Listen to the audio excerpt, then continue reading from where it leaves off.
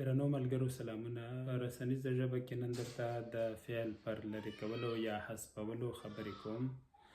د تکرار له امله د فعل لرې کول د لنډلیکنې لپاره دود دي، خو له دې پرته لرې کول یې نیمګړتیاوې پیدا کوي. ما دلته څو مثالونه راوړي دي، پکې ګورو چې کوم ځای کې ستونزه پېښوي او کوم ځای نه پېښوي.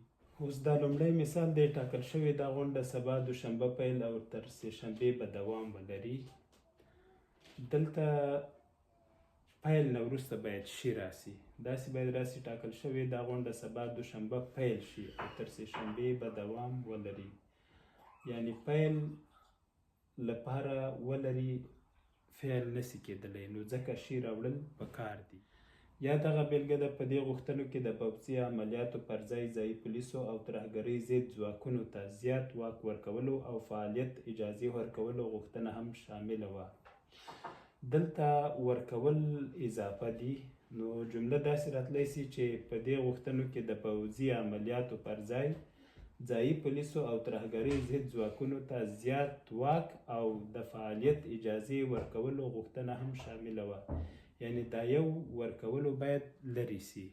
اوس بیا یو بله داسې بیلګه راوړو چې هلته فعل لرې سوی دی او د جملې معنا برعکس شوې ده. په افغانستان کې د ماشومانو د زده کړې د فعال مطیع الله ویسا کورنۍ وایي د طالبانو لخوا تر نیول کېدو وروسته د هغه د روغتیایي وضعیت په اړه ژوره اندېښنه او په دې اړه هیڅ معلومات نه لري چې هغه په څه ډول شرایطو کې په بند کې ساتل کیږي. په پاسني پاراګراف کې چې د روغتیایي وضعیت په اړه ژوره اندېښنه، دلته باید لري راغلی وای.